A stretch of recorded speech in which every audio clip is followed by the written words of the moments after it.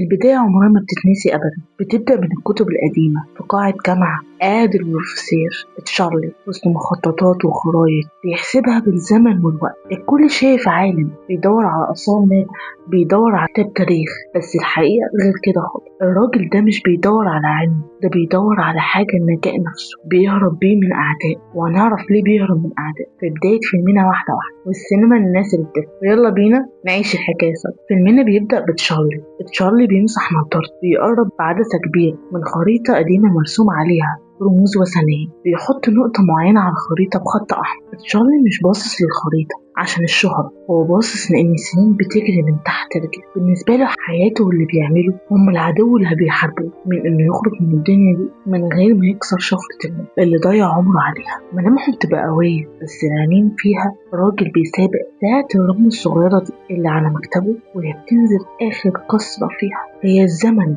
للشريك، هي الزمن اللي بيمشيه. الراجل ده مستعد يبيع روح، يبيع فعلا نفسه، بس يوقف الوقت. في حد أصلا يقدر يوقف الوقت؟ ما أعتقدش. الباب بيتفتح وبتدخل نانا، أخته اللي مقطعاه بقالها سنين. حركتها سريعة، ملامحها قوية ومليانة قلق، بتداري ده جوه عينيها. بتقعد قدامه من غير كلام وبترمي حاجة تقيلة على الطرف. تشارلي بيقول لها وعينيهم بتبقى على عين بعض لأول مرة من سنين. مفيش كلام، عتاب واقف بينهم وسط الزعل والحزن. هم من دم واحد بس المسافة بين قلوبهم أبعد من المحيطات. نانا بتشاور بصباعها الأثرية على القطعة البرونزية الأثرية اللي رمتها. المفتاح التاني وصل. نانا مش جاية تسأل هو عامل ايه ولا حتى تسأل عليه أصلا. نانا جاية لأن هي القطعة الناقصة في خريطة تشارلي. اللعبة بدأت ومفيش وقت للكلام. تشارلي بيمد ايده بيلمس الحروف المحفورة بلغة على البرونز. نانا بتبصله بتركيز، بتقوله لو مش هتيجي هروح لوحدي وتضيع منك. تشارلي جواه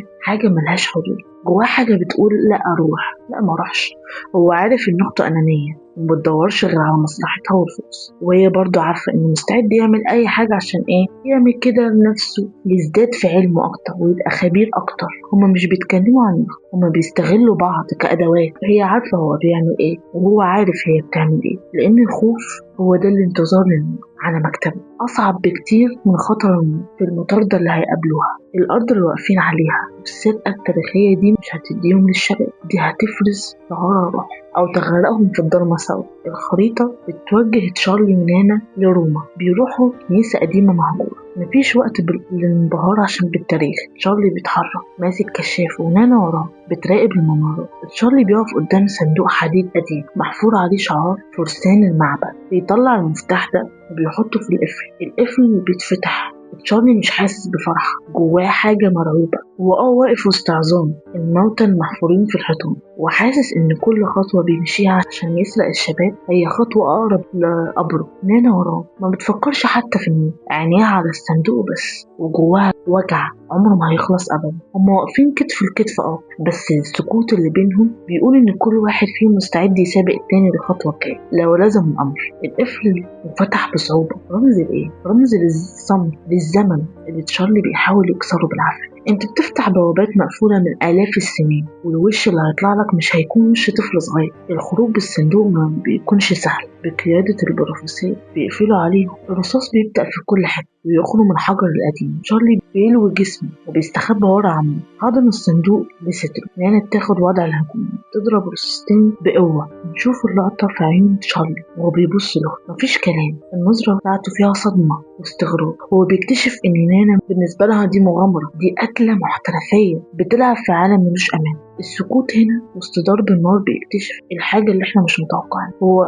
تشارلي راجل عالم، والسر اللي بيدور عليه بالنسبة له دم حقيقي في الواقع اللي عايش فيه. نانا بتدور الموتور والعربية وبيمشوا، والرصاص بيبقى وراهم في كل حتة. تشارلي باصص للشباك المكسور، ايده ملوثة، ونانا سايقة بايد واحدة والابتسامة عادي على وشها وهي بتبص في المراية على العربيات اللي بتتفجر وراه. تشارلي جواه انفصال روح. هو عاش من الموت تحت الأرض بصعوبة، بس حاسس انه اتمسح من اتمسح من كل حاجة عملها. حاسس ان هو بقى واحد تاني، واحد بيسرق والناس بتدور عليه. باصص لاخته بقوة، هي انقذت حياته بس حولته لهارب ومجرم. نانا ملامحها بتقول ان الدم هو التمن العام، وان الاخ اللي معاها لو مبقاش قوي هيبقى حمل تقيل عليها في المحطة الجاية. العربية السريعة اللي بتخبط في الحيطان روما القديمة بتسيب وراها شرخ في الحجر. بتدوروا في الماضي والواقع والحاضر عشان تجري ورا مستحيل ملوش وجود. الخريطة بتحدد الأقوى إما جبلية في سويسرا قدام بوابات. أيام الحرب العالمية التانية تشارلي ماسك الشفرة الرقمية اللي فكها من الصندوق روما، ونانا ظهرها ليه، عينيه بتعد الكاميرات اللي على السور. تشارلي بيحط الشفرة في لوحة تحكم رقمية قديمة على الباب ده،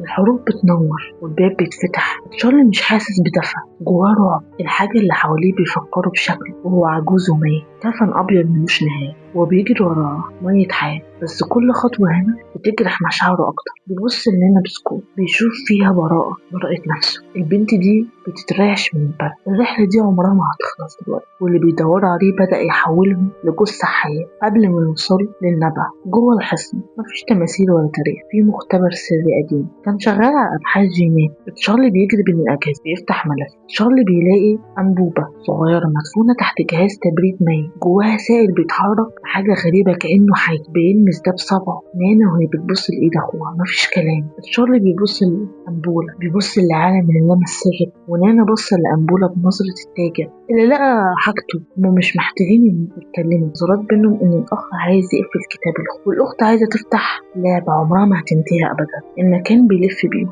البروفيسور تشارلي بيظهر فجأة، بس الصدمة مش بتيجي من سلاح، الصدمة بتيجي من حركة إيد نانا بتاخد خطوة لورا، بتبعد عن تشارلي وبترمي مسدسها على الأرض قدام البروفيسور وبتقدم خطوتها ناحيته. تشارلي واقف في النص، الأنبولة في إيده، في المراية حواليه. هو مش مصدوم من الخيانة، هو مصدوم لأنه اكتشف إن نانا كانت بايعاه من أول يوم في لندن، وناس استخدمته كعالم يفتح المفتاح عشان تقبض ثمنها من المنافسين التانيين. السكوت في عينه مسح من رعب الموت وحل مكانه خوف أكتر.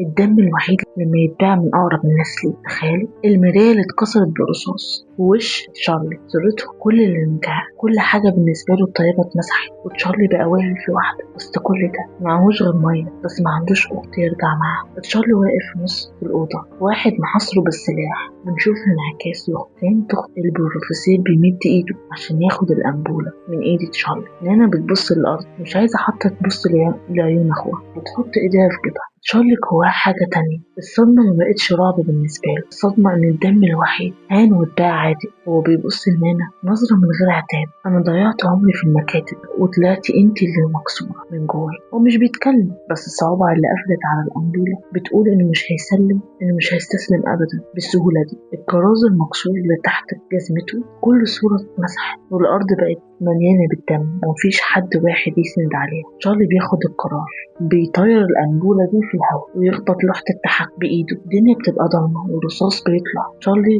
بيزحف على الأرض، بيمد إيده في الضلمة، بيدور على السلاح الممنوع. إيد تانية بتلمس إيد قوة بتشد ورا جهاز التبريد. الإيد دي هي إيد نانا. مفيش كلام ولا في عتاب، إن اللعبة قلبت على الكل. نانا ما كانتش بتخون، نانا كانت بتعمل بالنسبة لها عمل عادي عشان تشتت النفسين، بس اللي جواها وسعت منها والكل بقى تحت الأرض. نانا بتزق تشارلي ناحية زلجية. تشارلي ماسك الأنبولة، إيده قامت ناعصة بدم ممرض. تشارلي سايق بجنون وجواه رعب مكتوم من التركيبة النفسية له، ومش عارف يثق فيها ولا يخاف عليه. البنت دي بتلعب بالموت كأن الموت عادي بالنسبة لها. نانا ظهرها الظهر، بتتنفس بصعوبة، والنظرة اللي ورا النظر مكسورة. بتقول إنها عارفة إن أخوها مبقاش يثق فيها أصلا، وإن الشرخ اللي حصل في أوضة المراية مش هيداوي حاجة. هم هربانين مع بعض، بس كل واحد مسجون في حتة لوحده. السائل اللي جوه الأنبولة بيتحرك وسط برودة الجليد. هو السر إن يكونوا مع بعض، هما بيدوروا على حاجة مع بعض، وهو بيموت جوه قلوب. مع كل ثانية ثقة بتضيع. تشارلي ونانا بيوصلوا من النافورة. المكان مش معبد فقط، ده كهف، وفي نصه حجر صغير بتنزل فيه مية. تشارلي بيقرب من حوض المية، بيقلع نضارته المكسورة وبيبص للانعكاس وشه العجوز اللي ابتدى يبان. نانا واقفة وراه منزلة مسدسها الفاضي للأرض. تشارلي واقف سر اللي ضيع عمره عشان، بس جواه موت وباصص لوشه في المية. وبعدها بيلتفت له، مفيش كلام، النظرة فيها وجع. وبيكتشف إن المية دي مش هترجع الثقة اللي اتعملت في الأوضة، ولا هتدفي اللي عاش فيه. هو خلاص لقى اللي كان عايزه بقى، بس روح اتفرمت من جوه، روحه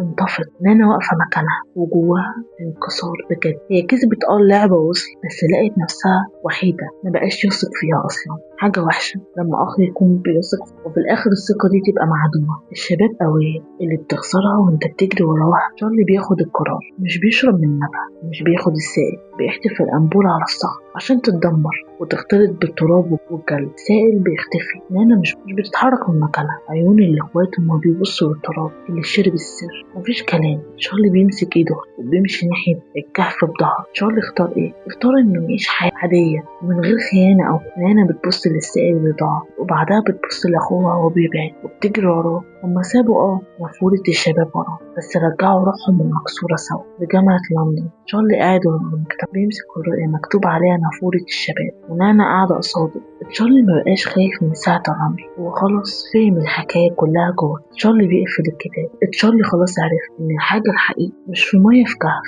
ده الذكرى اللي بنسيبها ورا الكلمة. التمن كان غالي أوي والشروط والشكل لسه معلمة في ظهره، بس الكتاب ده هو الوحيد اللي هيحميهم من إنهم ينسوا. دي كانت نهاية فيلمنا. الفيلم ده سابنا قدام الحقيقة الكاملة. احنا بنقضي عمرنا كله بنجري ورا حاجات كتير وهمان، فاكرين ان الفلوس او الشهرة او النفوذ هما اللي هيحمونا من برد وسرقة السنين. بس الحقيقة فعلا المؤلمة اللي الفيلم سابها لنا انك ممكن توصل لقيمة جبل، تملك حاجات كتير في ايدك، بس تكتشف انك واقف لوحدك وانت بتبيع نفسك، تخسر الوشوش اللي كانت بتدفيك اللي كنت بتحبها وعمرك ما هتنساها أبدا. مشوش نفسك تقابلهم لو حتى مرة واحدة. لو أنت مكان تشارلي كنت هتشرب من النبع وتعيش خلاص بذنب الخيانة، ولا كنت هتكسر الأنبولة وتختار تعيش عمرك المحدود؟ وهل تفتكر إن نانا كانت بتخون فعلا ولا كانت بتلعب اللعبة عشان تحمي في الآخر؟ ساعة الرمل مش بتتوقف، وإن الحاجة الوحيدة اللي بتتعاش هي النقاء اللي بنحافظ عليه جوه صدرنا جوه قلوبنا. واكتبوا لي ايه اكتر مشهد وجعكم في الفيلم او عجبكم اكتر. ما تنساش اللايك الجبار والاشتراك في القناة وفعل الجرس عشان الفيلم الجاي. خليك قريب.